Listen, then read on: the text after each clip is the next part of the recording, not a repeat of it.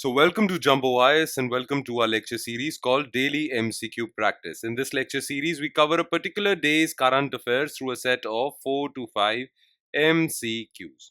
The idea is very simple. We want you to cover your current affairs and we want you to revise them also. Because current affairs form a very important portion of your prelims examination. And what better way to cover current affairs for your prelims examination than by the much needed MCQ practice? So every day we will cover a particular day's current affairs through 4 to 5 MCQs. Through this you will get the much needed MCQ practice, and these 4 to 5 MCQs covered on a daily basis would add up to more than 1200 MCQs from the topic of current affairs alone. Okay, so needless to say that make this lecture series a part of your daily routine. Make it a daily habit of yours. Alright, let's begin today's session starting with question number 1. Consider the following regarding International Organization for Aids to Marine Navigation.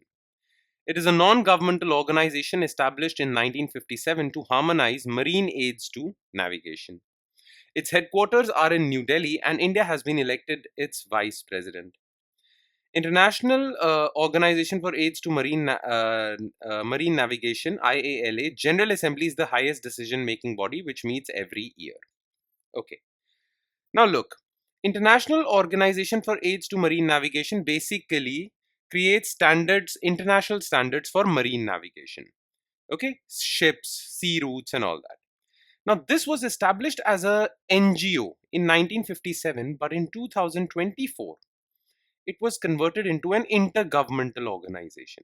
Not an NGO anymore, intergovernmental organization. Okay, so it is a NGO, it is a intergovernmental organization which was established in 1957. Okay, and after being converted into an intergovernmental organization, it held its first General Assembly in Singapore in 2025. In this first General Assembly Singapore session 2025, it elected India as its vice president. Okay, so first statement is false because it's written non-governmental. Otherwise, the other parts of the statement were correct. Okay, its headquarters are in New Delhi. No, India is elected the vice president, but its headquarters are in Saint Germain, which is in France. Okay, so this statement is also false. IALA General Assembly is the highest decision-making body. This is absolutely correct, but it meets every 4 years. Okay, so this part is also false. All statements are incorrect. The answer is D. Question 2. Which of the following statements are correct regarding insurance in India? The entire sector in India is regulated as per Insurance Act 1938. Composite insurance companies have the majority share of insurance market in India. Insurance Regulatory and Development Authority of India (IRDAI) is a statutory authority with its headquarters in Mumbai, Maharashtra. Okay. So the thing is that insurance sector in India is regulated as per Insurance Act 1938. It is a British era law, but it still persists. Okay. So this statement is correct. Now, what are composite insurance companies? Look, generally, insurance companies are divided into two parts. There are life insurance companies, which provide life insurance like LIC. Okay. And then there are non-life insurance companies, or we call them general insurance companies, which provide different types of insurance like health insurance, car insurance, crop, many other types of insurance, okay, which are not life insurance. Okay, companies are divided into two parts, but composite insurance companies are those companies which provide both life insurance and non-life insurance. Now, currently, composite insurance companies do not exist in India because the regulations are such. India doesn't allow composite insurance companies, but it might allow composite insurance companies soon. But as of now, composite insurance companies are not in India. Okay, so this statement is false. Now, IRDAI is a statutory authority which is responsible for regulating the entire insurance sector. But unlike other financial regulators like RBI, SEBI, these are financial regulators. Unlike other financial regulators which have their headquarters in Mumbai, IRDAI has its headquarters in Hyderabad. So remember this. Mostly financial, because Mumbai is the financial capital of the country. That is why financial regulators are headquartered in Mumbai. But IRDAI is different. Okay. So this is also false. Only one. The answer is B. Question number 3. Which of the following statements is are correct regarding Asia Economic Dialogue? It is External Affairs Ministry's annual flagship Track 2 dialogue on geoeconomics. The theme for this year's AED was Economic Resilience and Resurgence in an Era of Fragmentation. Okay. So, External Affairs Ministry every year basically organizes Asia Economic Dialogue, and it is basically a dialogue between governments all over the world, especially in Asia. Okay, government ministers, bureaucrats, these people come, and basically non-government people also come, like startup founders, industry heads, civil society members, economists, researchers. All these people also come, and they talk about issues related to geoeconomics. Like we have geopolitics, we have geoeconomics. When we basically combine economic study with geographical study. Okay, how are resources, economies distributed, wealth is distributed all over the world. Clear? Now look, there are two types of diplomacies: track 1 diplomacy or track 1 dialogue, in which government figures, state actors, okay, whether they are ministers or bureaucrats, government actors meet and decide on issues. Then there is track 2 diplomacy, where non-government, or we call them non-state actors, okay, like businessmen, economists, all these people, non-government people meet together for international cooperation. Okay, then there is track 1.5, in which government and non-government people both come. Clear? So Asia Economic Dialogue is a track 1.5. Rest all other parts of this statement are correct except this 2, track 2. It's track 1.5 dialogue. Okay.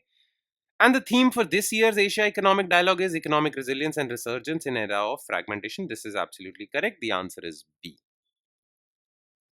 Question 4. Consider the following regarding Coalition for Disaster Resilient Infrastructure. It is an international organization that promotes resilience of new and existing infrastructure with its headquarters in Geneva, Switzerland. It was launched by Indian Prime Minister Narendra Modi at 2019 UN Climate Action Summit. Now, basically, Coalition for Disaster Resilient Infrastructure is basically a coalition of international countries, okay, countries, non-state actors as well, okay, all over the world, experts all over the world. It is a coalition of that. Now, this was established in 2019 on the initiative of India. Prime Minister Narendra Modi launched it in 2019. And basically, it works towards protecting infrastructure from climate change and climate change induced disasters. Okay, so second part is correct. And because it was launched by India, that is why CDRI's headquarters are in New Delhi, not Geneva, Switzerland. Okay, so first statement is false. Again, the answer is B to this question. And last, consider the following statements regarding remission of prison sentence. Only president and governor have the authority to remit the sentence of a prisoner. Section 473 of Bharatiya Nagrik Suraksha Sanhita grants state governments the power to remit sentence at any time. State governments cannot remit the sentence of a convict found guilty of an offence punishable by death before 14 years imprisonment period. Okay. Now, what is remission? Remission is basically reducing the sentence of a convict. So, for example, if a person is imprisoned for 10 years, and if you let him go after 7 years, okay, then you can say that his sentence was remitted by 3 years. Okay, this is remission. Now, Constitution of India grants this power of remission to president and governor. But that doesn't mean that this power is not with other authorities as well. Constitution grants this power of remission to president and governor, but this authority is with state governments as well. Okay, though this authority doesn't come from constitution, but it comes from Bharatiya Nagrik Suraksha Sanhita, or earlier it was known as Criminal Procedure Code, CRPC. Clear? So, constitutionally, the power of remission is with president and governor, but statutorily, it is with state governments as well. So, they are not the only authority. Okay, only word is incorrect over here. Now, CRPC was replaced by Bharatiya Nagrik Suraksha Sanhita, BNSS, and Section 473 of this BNSS grants this power of remission to state government. So, this part is correct. But there is one exception. State governments cannot grant or state governments cannot remit the sentence of a convict if that convict was sentenced to or he was guilty of an offense that was punishable by death. Okay, his sentence cannot be remitted before he completes 14 years in prison. After that, his sentence can be remitted. So this part is also correct. 2 and 3. The answer is B. Most of the questions had answer B this time, but it happens. Okay. Any which way. That's it, and we will conclude our session. Thank you so much for watching, everyone, and I'm sure it has added value to your preparation. But it would add more value if you revise this lecture as well. And by revision, I mean just going through, spending another 5 to 10 minutes just going through the written detailed solutions to each and every MCQ discussed above. Now, these solutions are shared in our notes, and these notes are available on our Telegram platform. Now, where can you find our Telegram channel? Well, just below this video in the comment section, you'll find a link. Just click on that link. It'll take you to our Telegram channel, and from there you can download the notes for this lecture and do the necessary revision. On that note, I'll be signing off. Thank you so much, everyone.